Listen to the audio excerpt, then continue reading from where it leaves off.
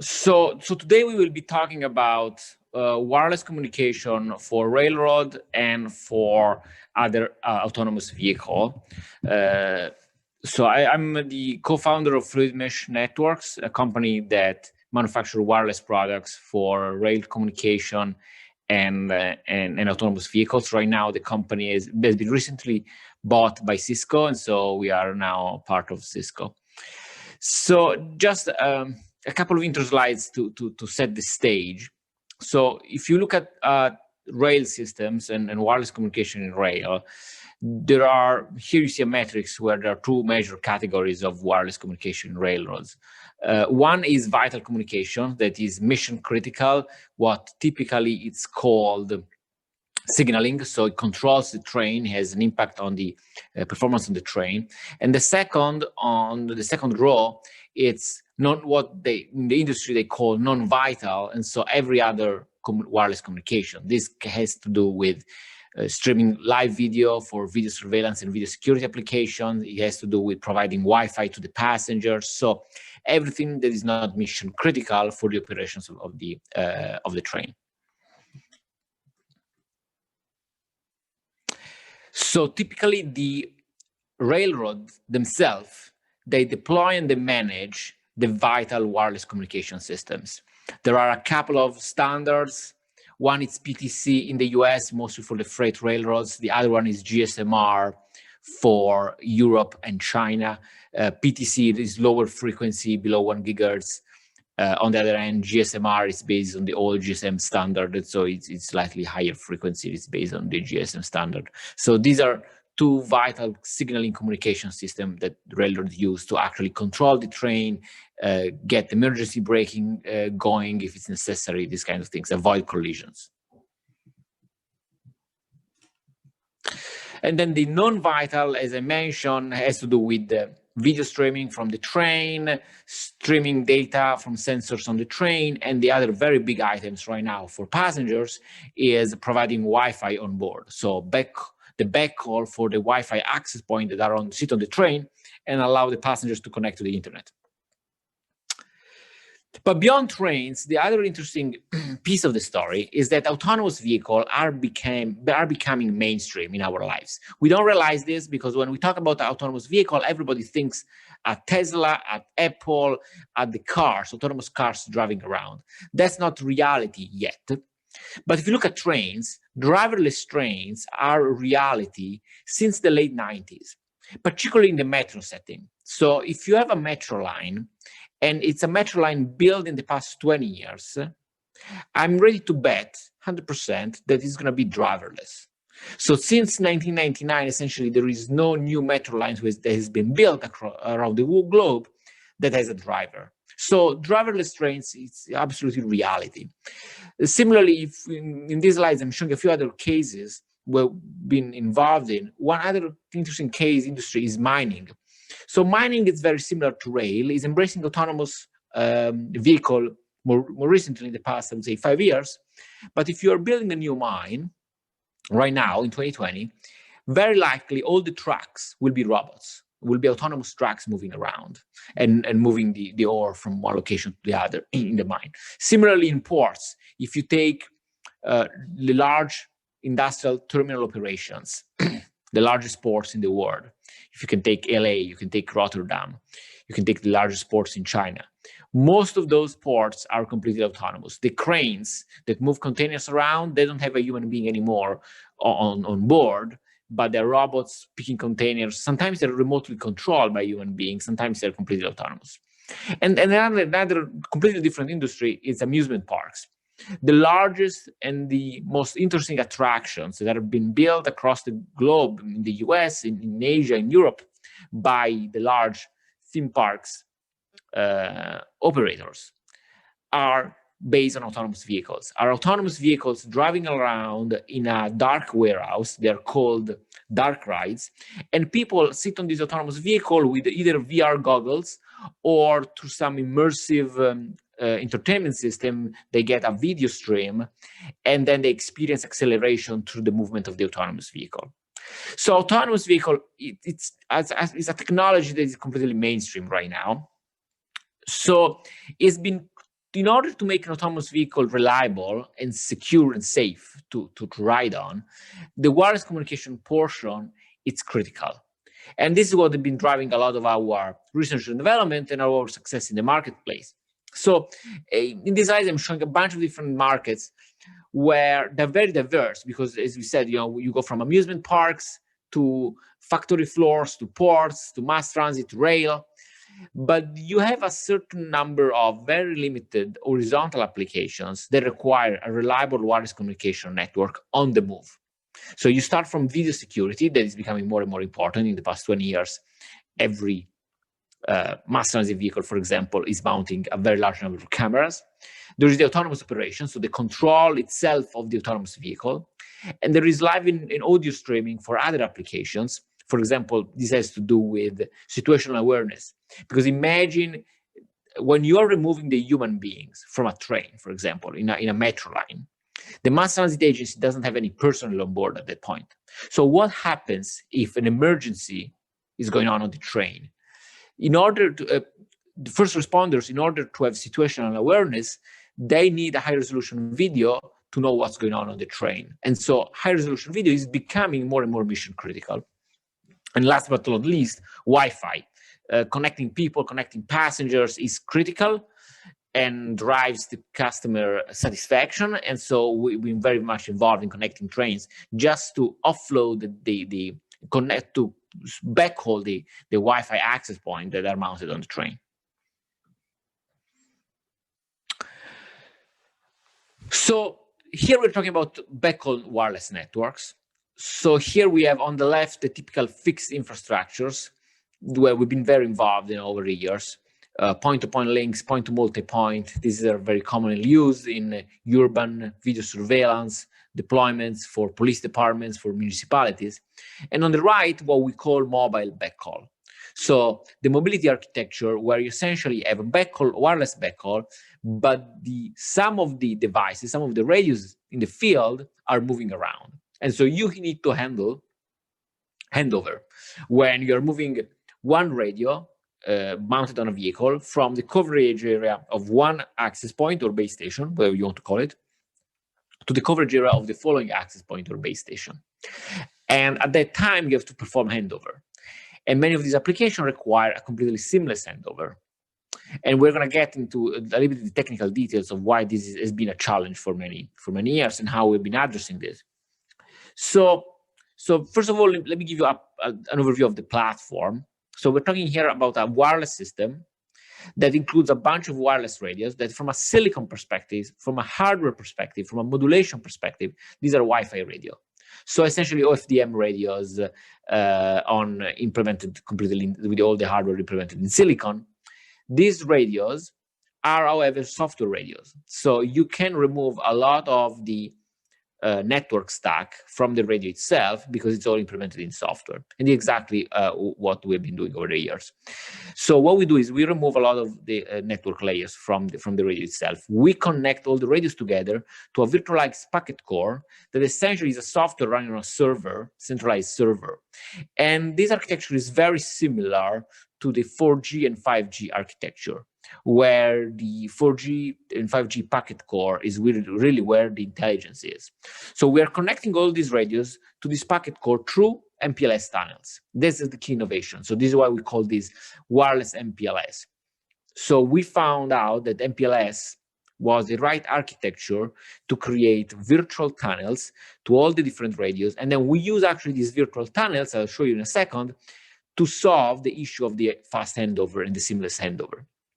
Then on top of the system, there is the typical cloud-based network management system that helps the user and the manager of the network troubleshoot the system and have situational awareness of what's going on in the network. So what's the architecture for a train? Just to give you a better idea. So you have a bunch of base stations along the track of the train. These base stations are a few hundred yards apart from each other. They can get up to a few miles apart from each other, depending on how, if you are on an underground train, like a metro line, or you are overground, or you have tall masts. It depends on the physical setup. But let's say we go from 500 yards to couple of miles of distance between each radio along the track. These radios are connected typically to a fiber network along the track of the train. And then you have on the train, you have two radios, one with antenna pointing towards the front, one with an antenna pointing towards the back. And the radio travels across the coverage area of all these radio along the track and needs to perform every few seconds handover from connecting to one base station to connecting to the following base station.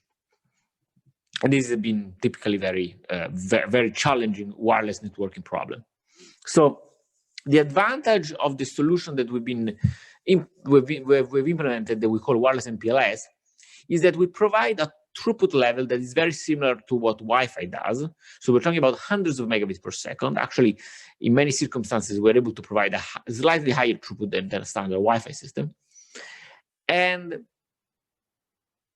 But the advantage is that is many orders of magnitude higher the throughut than what private LTE and private 4G can deliver. Because in private LTE and private 4G, typically the spectrum available for private LTE application is very limited. If the customer gets 10 megahertz of spectrum, they're very lucky. And so compared to Wi-Fi and our solution that can run on multiple 80 megahertz wide channels is clearly not comparable to throughput. Clearly, the density of the network is much higher because we operate in the 5 gigahertz spectrum, the ASM band, compared to private LTE and 4G that can have a much higher power level and they typically operate on lower frequency bands. The density of the base station is clearly higher in our case, but also the throughput is significantly higher. So our focus has been all those applications that require handover performance that cannot be achieved with standard Wi-Fi and with 4G. So if you see this diagram, on the x-axis, you have the throughput requirement of the application. On the y-axis, you have the handover performance. And with handover performance, I mean, what kind of disconnection the application is able to cope with when the device moves from the coverage area of one access point to the coverage area of the following access point. And here, so if you take a standard Wi-Fi system, the nice enterprise-grade Wi-Fi system, the best you can get is a 60 to 70 millisecond disconnection every time you have to perform an handover from the coverage area of one access point to the coverage area of the following access point. And this is the best in class. You can easily find Wi-Fi solution where the disconnection gets up to 700 milliseconds when you do a handover. So there is a material disconnection. And as you see in this diagram here, we are focusing on a bunch of applications that don't cope well with that disconnection. All the autonomous robotics, no matter if you're controlling a train, a truck, crane, it's mission critical, and that disconnection creates a bunch of issues that are, have a big impact on the operations of the customer. Interestingly enough, 5G is addressing this problem, but is not entirely solving this problem. So we do not believe that with the arrival of 5G, this is going to change significantly or dramatically, because 5G is developing a specific profile for mission critical application that they call URLLC profile. This profile addresses mission critical applications that have low latency requirements, but the way it's designed is that it's only low throughput, very low throughput application, just a few megabits per second kind of throughput. And many of the applications we're involved in are very high throughput applications because they involve also video streaming. So not only data, but it's also video streaming. And with the video streaming, as I mentioned, is very important to provide situational awareness to the operations managers. And so we see a trend where throughput actually is going down pretty aggressively. So how we have been addressing these technical challenges of the handover? So we had to develop technologies and innovations at multiple different layers in the network stack, from the physical layer to the MAC layer to the network layer. So, for example, at the physical layer, there is Doppler effect that is impacting the performance of wireless network at high speed. There is the guard intervals of the standard Wi-Fi silicon that clearly don't always cope very well with the Doppler effect. At the MAC layer, most of the development we've done is the layer 2 at the MAC layer, and I'll show you in a second the slides that gives you an idea of what I'm referring to. We've developed many different algorithms at the MAC layer. Actually, we have a bunch of patents on that. And then at the network layer, we implemented MPLS. So MPLS is the idea, enabling MPLS on a wireless network was never done before. MPLS has been a protocol mostly used for fiber networks. But actually, the system implemented by MPLS with label stitching and stacking and creating virtual tunnels and routing through labels, it was a very effective system to develop a technology that is completely make before break. Because what we do essentially is we create tunnels that from the mobile radio reach all the different infrastructure radio, so the radio along the track of the train, for example. And what we do is decoupling the control plane from the data plane. So when we have to perform an handoff, we perform the handoff first on the control plane, and then once the new connection is established and we have a new tunnel that is reliable and is fully established, at that point, in an atomic manner, we switch we reroute the traffic through the new tunnel. And so there is no packet loss during this handover process. So that's what we call the MPLS solution. But for example, layer 2, as I mentioned, there are other challenges that we've been addressing. One of the challenges is the following. In a Wi-Fi system, when you use Wi-Fi silicon, for each packet that you transmit, you have to tell to this chipset which rates to use. And you can select among many different rates. You have more robust encodings that are good if you have a channel that has a poor quality, or you have less robust encoding that you can use when you have a better channel. And so clearly they're more efficient. You can send more bit per second, essentially. So what happens is this. If you take any Wi-Fi implementation, the way they select the rate is looking at the past.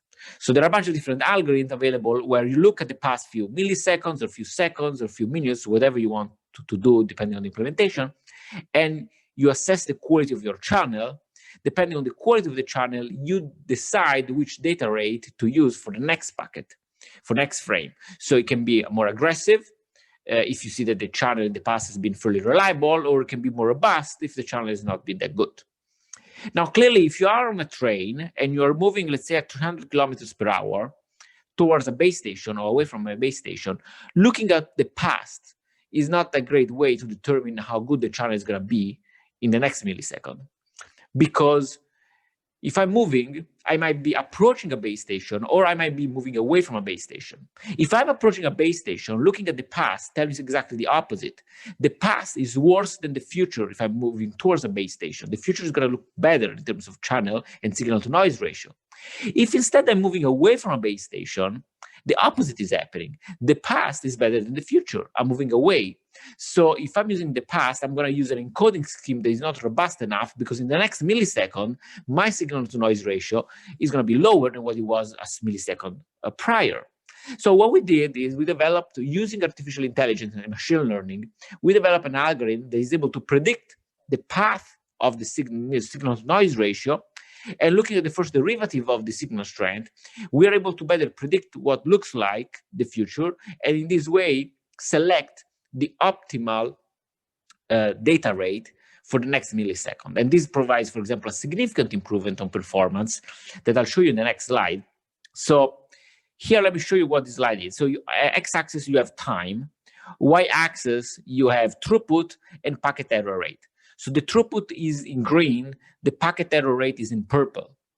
The vertical bars, the gray vertical bars, those are handover. So those are times in which the device is performing an handover from one base station to the following base station. So you see that over a fairly limited number of 400 seconds, we've been performing 30 handovers. So a very large number of handovers. But as you see, the packet error rate that is in purple has been essentially at 0 all the time. There are no peaks because there are no disconnections. And in green, the throughput of the network has been completely constant, like if no handover was performed. Now, if I show you a standard system where at every handover there is a disconnection of 50, 60, 100 milliseconds, throughput goes up and down, and actually it usually goes down, and then it takes a few seconds to go back up. So yes, a big disruption. This disconnection creates a big disruption into the user experience. Instead, here it's completely stable. Now, let me show you a few case studies, just to give you an idea of the kind of things that we've been doing with these technologies and the kind of needs that the market has right now. So the first one I'd like to talk to you about is a large project that we have done in Moscow, in Russia, for the metro line. So Moscow Metro is one of the largest metro systems in the world. There are 9 million passengers per day that travel on the metro, 14 lines, 440 kilometers of track, 3,400 train cars. So a massive metro system. And it's not only a massive metro system, it's a metro system that right now is the most sophisticated system for Wi-Fi for passengers. The mass transit agency is able to deliver hundreds of megabits per second to each train in real time to provide Wi-Fi on board to the passengers. And so we've been working with telco operators in Russia called Maxima Telecom that are focused on providing Wi-Fi on board on trains and mass transit. And this company is one of the most sophisticated players in the world right now. And they've been able to come out with a wireless implementation using our technology and a network, a complex network infrastructure using Cisco switches and routing and Wi-Fi access point on board to provide Wi-Fi to passengers. And the other interesting piece of the story is that this network that costed tens of millions of dollars to build has not been built by the mass transit agency using taxpayer money, but it's been built by this telco operator who is completely monetizing the Wi-Fi experience through advertisement. And so the transit agency didn't spend anything. The telco operators deploy the network and is able to monetize through advertisement the network. And it's actually a very profitable business because people would do anything in order to connect to the internet while they are commuting to work and back home. And so they're willing to watch advertisement, and advertisement has a very high profitability in this kind of with this kind of captive audience. So it's a very interesting PPP, public-private partnership, where the public entity, the master government entity, the mass transit agency is working together with a private entity to deliver a better service to the community. Different environment, Caterpillar with mining. Here, Caterpillar is clearly one of the leaders in the equipment manufacturing for the mining sector. They've been embracing autonomous technology in the past 10 years because they see that mines are becoming more and more autonomous. And they're also getting very much involved in the communication piece, in the wireless communication piece for these trucks, because in order to provide a very high quality, of good user experience to their clients, it's very important that these trucks are always connected, because otherwise they need to stop in the middle of the mine, and then there is a major disruption that has a big impact on the profitability of the mine. And so Caterpillar has been working very closely with the wireless technology vendors like us to validate technology solutions that can work for their applications, and they're very much involved in only recommending technology that can deliver the highest qualities and the most reliable communication to their clients. So this is a very interesting segment of the industry. La Spezia, this is a major port in Italy, one of the largest container terminal in Europe. Here, it's another autonomous applications and industrial automation applications. We've been connecting all the ship-to-shore cranes, the RTGs, the stacking cranes, all the different equipments that you see in an industrial port to move containers. And so through connectivity, we are able to enhance the profitability of the system, because connectivity allows the operations to be more efficient, and the limited number of personnel, human beings, involved in the operations right now are way more effective, because the information is widely available across the terminal, and there is a constant communication between the equipment, the cranes, and the vehicles and the personnel of the port. An amusement park, as I mentioned, amusement park are getting very, very autonomous, and we've been involved in a bunch of different parks, both in the US, in Asia, and in the Middle East, where we've been streaming data to these autonomous vehicles. So completely different industry. Just I think it gives the idea of how widespread this kind of autonomy trend is and is becoming. So to wrap this up, so I show you a large number of different applications, very diverse. I hope I was able to give you a feeling of how diverse is this trend, because that I think is what really the interesting lesson learned here. Autonomous vehicles are becoming widespread. And the other big piece is the wireless communication is a critical enabler for these industrial automation related applications and for these autonomous applications.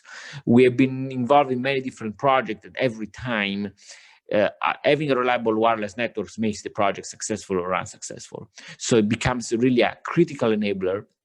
Right now, there is a Wirelessmpls that we have developed. There is 5G coming up. There is Wi-Fi 6 coming up. It's a very interesting time in the space. I believe all these three technologies will have a role in the next 10, 20 years. But they all will be critical. It's very interesting to see how 4G was the fourth generation of 3GPP technologies, for cellular communication.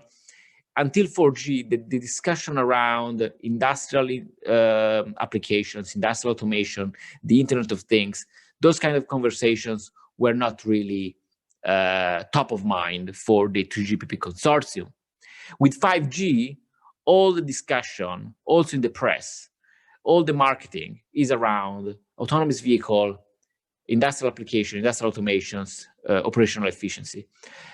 It's completely changing, and it almost looks like that the 3GPP consortium is no longer interested in us, the subscribers, the users of the cell phone. They're more interested about these new markets. But I believe there will be very interesting times in the next 10 years probably, where we're going to see really a widespread use of wireless communication in this environment that were very old-fashioned industries with very limited use of this kind of technologies. And this is the last slides. My contact details. Barry Eising was supposed to be here with me. Unfortunately, he had a family problem and he was not able to join me. But you have his contact details. His Twitter account, his LinkedIn profile. On the right, myself, fluidmesh.com is the name of my company that now we're part of Cisco, cisco.com. You find the LinkedIn profile, my Twitter account. Feel free to reach out to me anytime. I would be, glad, if you have any comments or if you any question that you'd like to discuss with me. And now I think we have a few minutes for questions. So if there is any question, I'm very glad to answer. Thank you, team. Thanks, John, for the invitation. Thank you, Umberto. Very impressive. Marty, do we have a question for Umberto? Yes, we do. We have a couple. So one person asked, what do you use to test capacity and performance of the Wi-Fi access ports? So when we need to measure throughput, we typically use a tool called iPerf. There's an open source tool, part of the Linux development. And that is what we've been using to measure throughput, either TCP or UDP. It's a software tool that can generate traffic and to measure the actual performance. Bill, a question for Umberto. Yeah, sure. So one of the questions is around IPv6, but more generally, what is this protocol agnostic? Your MPLS handoff or your MPLS handoff? Yes, correct. It is, because it's essentially what we care about is everything that runs below, essentially IP. So we get to MPLS, that is essentially 2.5 protocol, is defined 2.5. So what is important to us is everything that is below, and then we typically encapsulate everything above. So yes, we are agnostic to that transition. Marty, a question for Umberto. Okay, let's see here. In the chat, somebody asked, let's see here. What provision is there to allow the tracking of wayside workers to know the changes in the train's orders and clearances? And they also talked about you were measuring going from a base station and going to a base station when you're talking about the trains. And he was curious about what that meant as far as going around curves or other obstructions, as far as bridges or tunnels or birds or things like that. Yeah, so the first question is about train signaling. That is a little bit outside of the scope of my expertise, but no, I sort of was forced to become an expert of the topic. And so in train signaling, in modern train signaling, human beings are no longer involved. And it's been demonstrated when you get human beings involved in controlling the traffic of trains, accident happens, and the accident rate of all your system. There's still, strange enough, there's still around the globe a bunch of older railroads where there's still human being controlling the traffic and letting a train move forward or not moving forward and turning off and on a traffic light. But those systems are very, very dangerous. Right now, you have two layers essentially of sophistication and automation. The first layer is what is implemented on long-range railroad. And if you take the US, you have PTC. If you take Europe, you have GSMR. These are essentially systems that control the braking of the train and can make a train brake because they know where a train can be safely along the track and where a train cannot be. And in case a train gets too close to another train, an emergency braking happens immediately. And then you go to the second level, highest level of sophistication is that what you find in metro lines. So in the urban system, mass transit system are the most sophisticated system. That's called CBTC, means communication-based train control. That means that there is a central computer that knows where each train is. And based on the location of the train, it controls everything in the train and controls the movement of the train. So this central intelligence, what's very interesting of this is that you can make the train much denser along the track. They can be much closer to each other because you compute the time and the distance it takes to brake and stop one train. And so you can really put them much closer apart. And this can increase the throughput in terms of passenger per minute that you can move in a large city. So this is essentially where train signaling is going. And as the name says, it's CBTC, communication-based train control. The communication portion is a critical portion to make this system successful. Because the central computer always needs to know where trains are.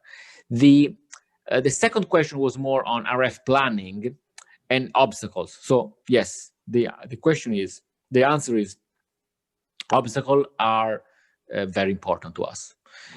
So when you build these networks in tunnels or overground, you are in urban area or you are in the middle of nowhere, but there are still vegetation, there are still bridges. It requires very careful RF planning because we operate in the 5 GHz spectrum, and so we require essentially line of sight. So the RF planning is indeed very important, and the distance, the spacing of the base station along the track depends how straight these tracks are, how much vegetation there is around, what obstacles there are.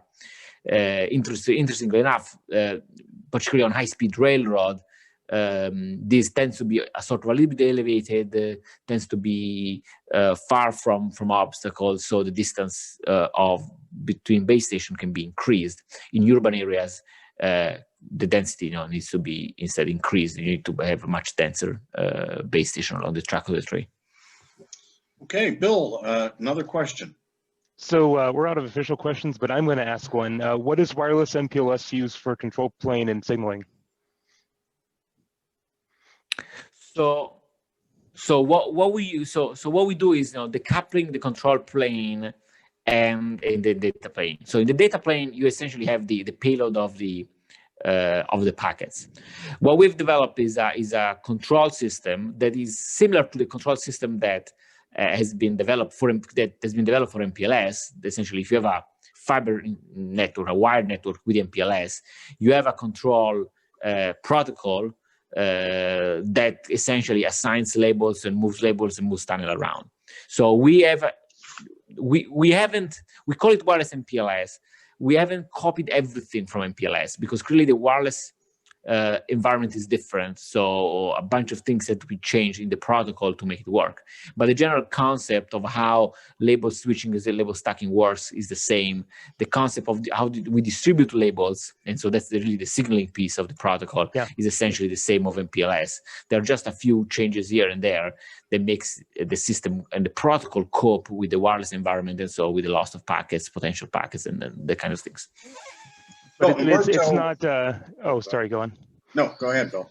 I would say, but it's not RSBPTE. It's not LDP. It's not BGP. It's something else.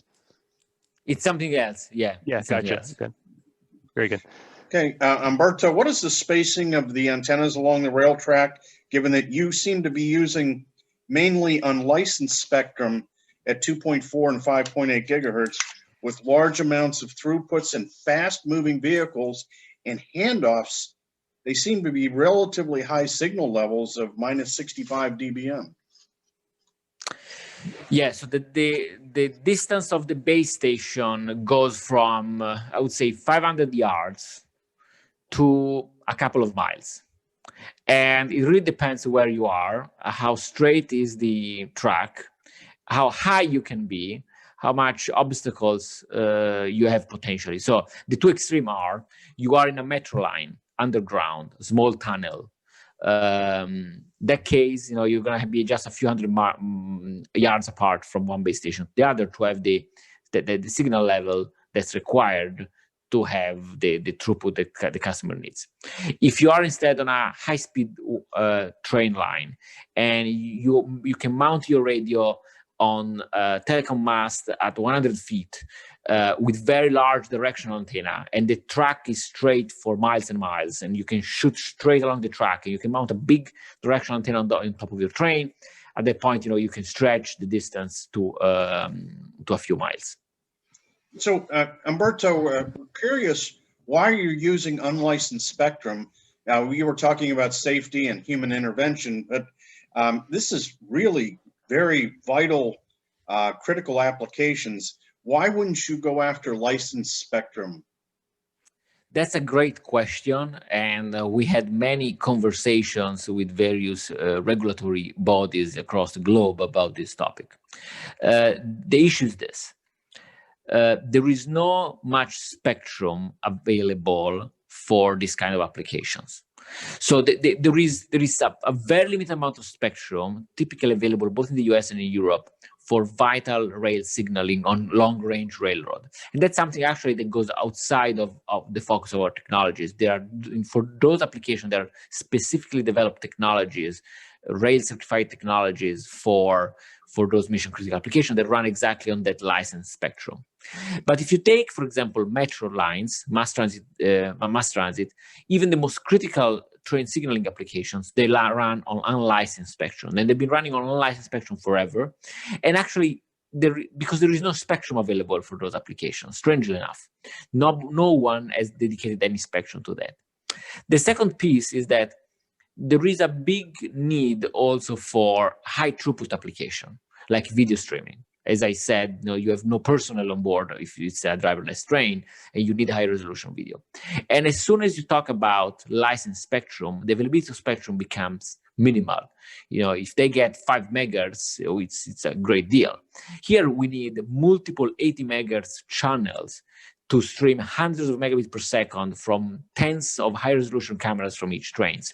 So there is no way to have that amount of licensed spectrum dedicated for this kind of application. So for all those high throughput applications, the regulatory bodies have always been, their direction's been, you have to run it on the ISM bands. We don't even want to get involved.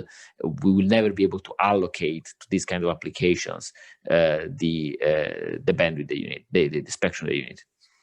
Okay, so Tesla's self-driving car has been hacked in some recent incidents. How are you going to prevent the same thing with a huge earth mover? Cybersecurity is one of my favorite topic because it's becoming so impactful, for all of us that this is amazing. So I've seen a major change in the past 5 years. We've been doing this for around 15 years almost. The past 5 years, people are really getting concerned, and there is a good reason to be concerned. People are getting sophisticated, acts happen.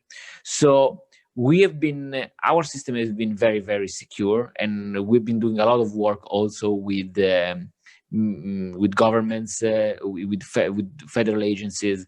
And so our system has been going through very in-depth testings in terms of cybersecurity. It's fully encrypted, very solid, is outside of public domains. And so that provides a significant level of assurance to our customers. But cybersecurity is definitely top of mind right now and as we join Cisco now, even more is becoming a priority for the entire organization to make the systems 100% solid and bulletproof from a cybersecurity perspective, because these kind of issues are becoming really daily concern and daily problems. We just read them on the news every day. Yes. Marty, do you have one last quick question? So there's one other question I saw in the Q&A, which was essentially, could you speak to like some of the other applications for what the technology could be used for at an airport, besides from driverless trams, as you mentioned earlier?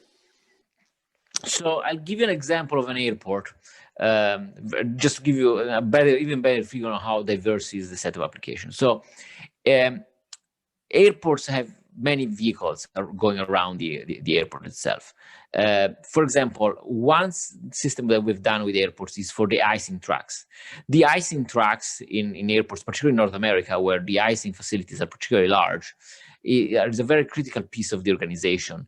Those vehicles are not autonomous right now, but they have a lot of data that they need to offload constantly from the vehicle to the ground and from the ground to the vehicle in order to be efficient and coordinate the effort of the icing aircrafts.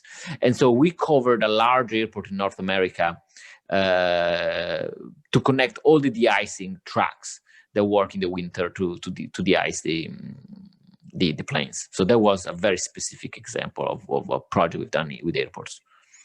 Umberto, thanks very much for an excellent presentation. Just a lot of material that you covered, and you're on today with us from Italy, is that right? That's correct. Yes, I'm in Italy. Outstanding video and audio, and your English is fabulous. So thank you very much. Thank you very much for presenting.